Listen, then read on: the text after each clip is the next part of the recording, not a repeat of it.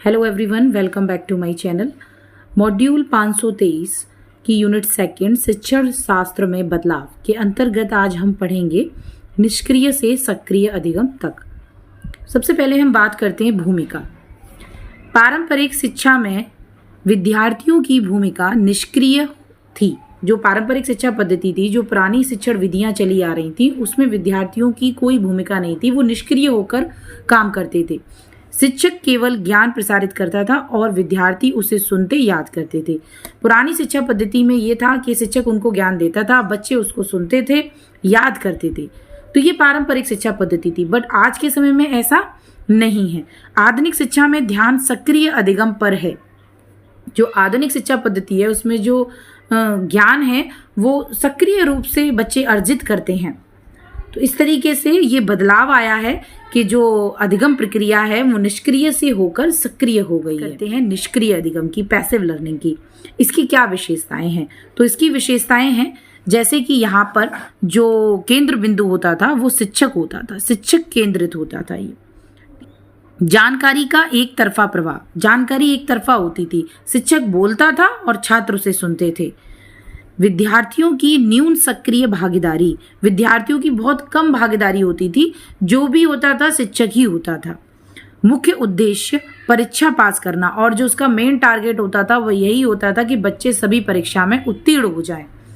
उदाहरण, शिक्षक कक्षा में पाठ पढ़ाता और विद्यार्थी नोट्स लिखते। तो इसको कहेंगे हम निष्क्रिय अधिगम, जहां पर सिर्फ शिक्षक ही अपना काम किए जा रहा है, वही बोले जा रहा है, वही समझाए जा रहा है, बल्कि बच्चों की तरफ से कोई भी रिएक्शन नहीं हो रहा है। बच्चे कुछ भी ऐसी क्रिया नहीं कर रहे हैं जिससे कि ऐसा लगे कि बच्चे सक्रिय रूप से इसमें जो अधिगम प्रक्रिया चल रही है उसके भागीदार हैं। जबकि सिर्फ शिक्षक का काम होता था, वह उनको पढ़ाता था, उनको समझाता था। जो भी ज्ञान होता था वो मौखिक रूप से, लिखित रूप से बच्चों को देता था और बच्चे उसको अपने पास रखते थे। तो इसी प्रक्रिया को निष्क्रिय अधिगम कहा गया है।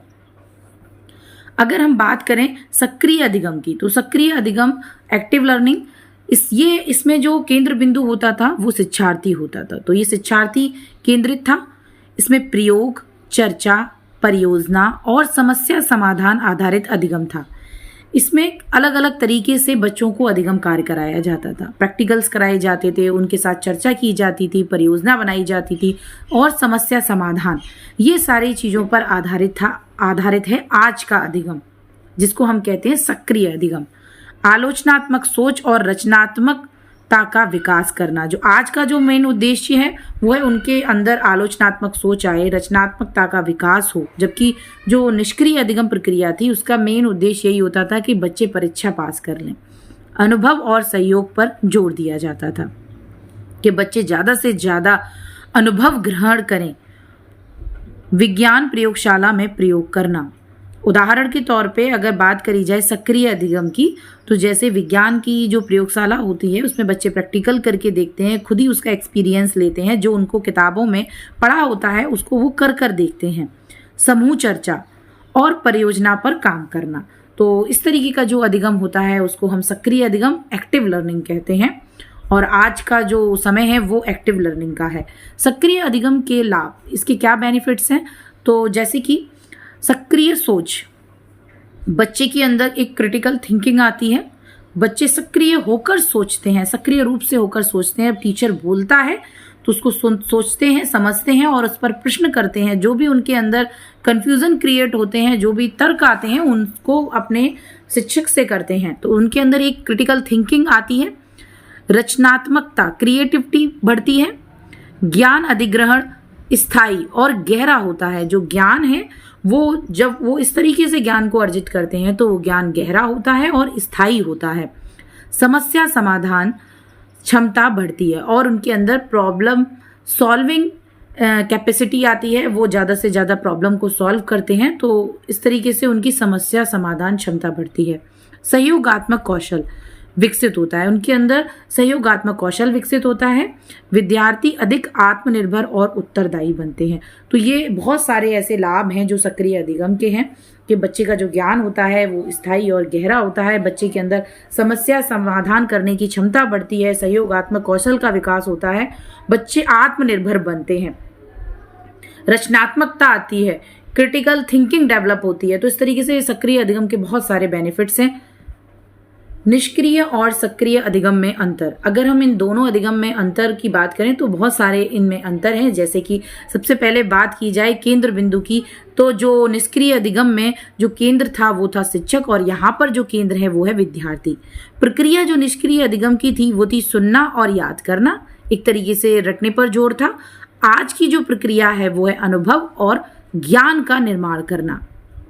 भागीदारी, उस समय जो विद्यार्थियों की भागीदारी होती थी न्यून, बहुत कम से कम, और आज के टाइम में सक्रिय और सहयोगात्मक, जो मेन होते हैं वो बच्चे ही होते हैं। सोच, उस समय बच्चों की सीमित सोच होती थी, आज की जो सोच है वो आलोचनात्मक और रचनात्मक है। उद्देश्य, उस समय जो निष्क्रिय अधिगम में जो उद्देश्य था वो था परीक्षा पास करना, कौशल, सोच और समझ विकसित करना। सक्रिय अधिगम का है कौशल, सोच और समझ विकसित करना। विधियां, व्याख्यान विधि, पुराने टाइम में नोट्स बनाना, यही चलता था निष्क्रिय अधिगम में। और जो सक्रिय अधिगम में इसमें प्रैक्टिकल करना, परियोजना, चर्चा और समाधान, ये सारे जो विधियां हैं वो सक्रिय अधिगम की हैं। प्रयोग करना, परियोजना पर काम करना, चर्चा करना, समाधान निकालना, तो ये सारी चीजें सक्रिय अधिगम के अंतर्गत आएंगी। और जो आपका निष्क्रिय अधिगम उसे कहेंगे जहां पर सिर्फ टीचर अपना लेक्चर देता है, बच्चे उसको सुनते हैं, नोट्स बनाते हैं, इसको ये निष्क्रिय अधिगम के अंतर्गत आएगा। और सक्रिय अधिगम में प्रैक्टिकल करना, परियोजना पर काम करना, चर्चा करना, समाधान करना, बच्चे एक्टिव होके अगर अधिगम में पार्टिसिपेट करते हैं तो वो सक्रिय अधिगम के अंतर्गत आता है। तो हम निष्क्रिय अधिगम किसे कहते हैं और सक्रिय अधिगम किसे कहते हैं, इसको हम भली प्रकार समझ गए हैं। इसमें क्या डिफरेंसेस है और सक्रिय अधिगम के क्या लाभ हैं, ये भी हमने क्लियर कर लिए हैं। अब हम बात करते हैं निष्कर्ष की। तो आधुनिक शिक्षा का लक्ष्य विद्यार्थियों को निष्क्रिय से सक्रिय अधिगम की ओर ले जाना है। जो आज की मॉडर्न एजुकेशन है उसका जो लक्ष्य है वो है विद्यार्थियों को निष्क्रिय से सक्रिय अधिगम की ओर ले जाना। यह शिक्षा को जीवन उपयोगी, रचनात्मक और अनुभवात्मक बनाता है। तो ये जो आपका सक्रिय अधिगम है ये शिक्षा को जीवनोपयोगी बनाता है, रचनात्मक बनाता है और अनुभवात्मक बनाता है। तो इस तरीके से निष्क्रिय और सक्रिय अधिगम में क्या डिफरेंसेस हैं, सक्रिय अधिगम के क्या लाभ हैं, ये हमने देख लिए हैं। नेक्स्ट टॉपिक है शिक्षण से अधिगम तक। भूमिका, परंपरागत शिक्षा में केंद्र में शिक्षक होता था, शिक्षक ज्ञान देता और छात्र केवल याद करता। आज शिक्षा का मुख्य उद्देश्य सक्रिय अधिगम, एक्टिव लर्निंग और ज्ञान का निर्माण है। जो परंपरागत शिक्षा होती थी वो तो हम समझ चुके हैं कि उसमें जो केंद्र में होता था वो शिक्षक होता था, शिक्षक ज्ञान देता था, छात्र केवल याद करता था। बट आज की जो शिक्षा है उसका जो मेन उद्देश्य है वो है सक्रिय अधिगम और ज्ञान का निर्माण करना। तो इस टॉपिक में भी हम यही देखेंगे कि कैसे आज का जो मॉडर्न एजुकेशन है वो शिक्षण से अधिगम में बदली है। शिक्षण, टीचिंग किसे कहेंगे, ये शिक्षक केंद्रित होती है क्योंकि ये शिक्षक के द्वारा कराया जाता है। जानकारी का प्रसारण, जो जानकारी शिक्षक के पास होती है उसका वो बच्चों को देते हैं उस जानकारी को, तो इसमें जानकारी का प्रसारण होता है, शिक्षक केंद्रित होती है।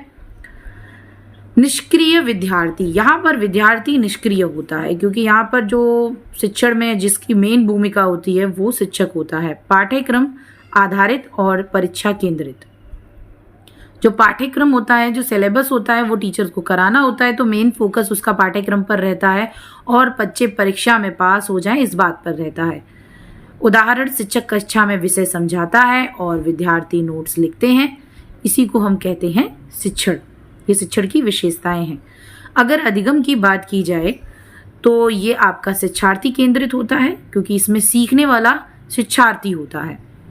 सक्रिय भागीदारी और अनुभव आधारित होता है। अधिगम प्रक्रिया जो चलती है उसमें विद्यार्थी की सक्रिय भागीदारी होती है, वो ज़्यादा से ज़्यादा अनुभव लेते हैं। रचनात्मकता और आलोचनात्मक सोच का विकास होता है। इसके साथ साथ उनके अंदर रचनात्मकता आती है, आलोचनात्मक सोच विकसित होती है। समस्या समाधान और जीवन कौशल पर जोर रहता है कि बच्चे ज़्यादा से ज़्यादा अपनी समस्याओं का खुद समाधान करें। उदाहरण, विद्यार्थी प्रयोग करके विज्ञान के सिद्धांत समझते हैं और समूह चर्चा में सीखते हैं। जो विद्यार्थी होते हैं वो प्रैक्टिकल करते हैं और विज्ञान के जो भी सिद्धांत बने हैं उन सिद्धांतों को समझते हैं प्रयोग के माध्यम से और आपस में चर्चा करते हैं। तो इस तरीके से इसको हम कहेंगे अधिगम प्रक्रिया। ये है हमारा अधिगम। अब दोनों में अगर डिफरेंसेस की बात करी जाए तो शिक्षण और अधिगम में अंतर है कि शिक्षण में जो केंद्र होता है वो शिक्षक होता है और अधिगम में जो केंद्र होता है वो विद्यार्थी होता है। प्रक्रिया शिक्षण में शिक्षक ज्ञान देगा और अधिगम कार्य में ज्ञान बनाया जाएगा विद्यार्थियों द्वारा। भूमिका इसमें शिक्षक ज्ञान प्रदाता होता है और जब अधिगम कार्य चलता है तो उसमें जो भी अधिगम कर रहा होता है जैसे कि विद्यार्थी, वो अपने ज्ञान का निर्माण करता है, वो खोज करता होता है। विद्यार्थी शिक्षण में विद्यार्थी निष्क्रिय होता है क्योंकि शिक्षक बोलता है, विद्यार्थी सुनता है। यहाँ पर जो अधिगम प्रक्रिया चलती है वो छात्र के द्वारा, विद्यार्थी के द्वारा चलती है, तो यहाँ पर विद्यार्थी सक्रिय होता है। उद्देश्य, यहाँ का जो मेन उद्देश्य होता है वो ये होता है कि जो पढ़ाया गया है उसे वो अच्छे से पढ़ लें, लिख लें, याद कर लें और परीक्षा में पास हो जाएं।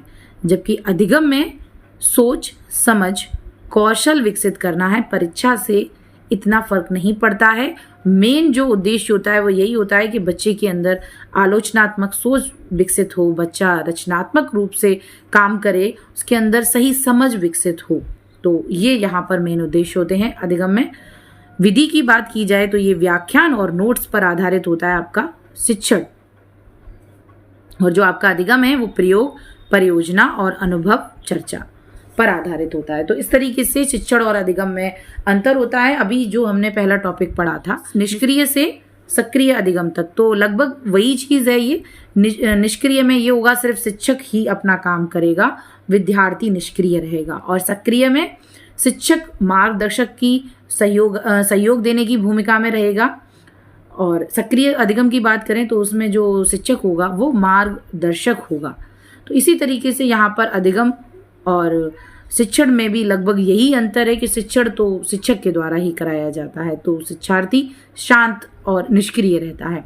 बट जो अधिगम प्रक्रिया है उसमें मेन जो होता है, जो सेंटर में होता है, वो विद्यार्थी होता है और विद्यार्थी के द्वारा ही अधिगम कार्य किया जाता है। वही ज्ञान का निर्माण करता है, खोज करता है और सक्रिय रूप से अधिगम प्रक्रिया में भाग लेता है।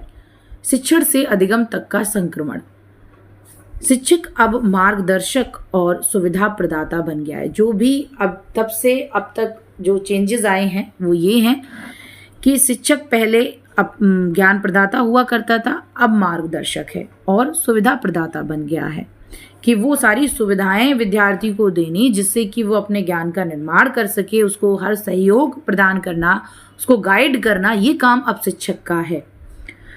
उसको ऐसा नहीं है कि सीधा का सीधा ज्ञान उसके सामने रख देना कि ये चीज़ है, वो उस ज्ञान को खुद अर्जित करेगा, उसका निर्माण खुद करेगा। बस शिक्षक की भूमिका ये है कि उसको सपोर्ट करना है, उसको गाइड करना है, उसको सहयोग देना है। पाठ्यक्रम सक्रिय अधिगम और अनुभव आधारित हुआ है। जो पाठ्यक्रम है वो भी अब सक्रिय अधिगम पर आधारित है, अनुभव आधारित है। मूल्यांकन सीखने की प्रक्रिया को समझने के लिए किया जाता है। जो अब मूल्यांकन किया जाता है वो परीक्षा आधारित नहीं है, वो सिर्फ ये देखा जाता है कि बच्चे किस ढंग से सीख रहे हैं, कितना सीख रहे हैं, इस बात का मूल्यांकन किया जाता है। आधुनिक शिक्षा में सक्रिय, अनुभवात्मक और रचनात्मक विधियां अपनाई जाती हैं। जो आधुनिक शिक्षा है उसमें सक्रिय, अनुभवात्मक और रचनात्मक विधियां अपनाई जाती हैं। तो इस तरीके से शिक्षण से अधिगम तक का संक्रमण। अब बात करते हैं हम निष्कर्ष की। तो शिक्षण और अधिगम दोनों महत्वपूर्ण हैं। आधुनिक शिक्षा में अधिगम को प्राथमिकता दी जा रही है।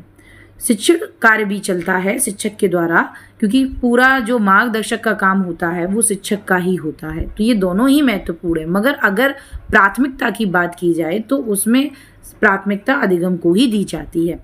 आधुनिक शिक्षा में अधिगम को प्राथमिकता दी जा रही है। जो आधुनिक शिक्षा है उसमें अधिगम को प्राथमिकता दी जा रही है।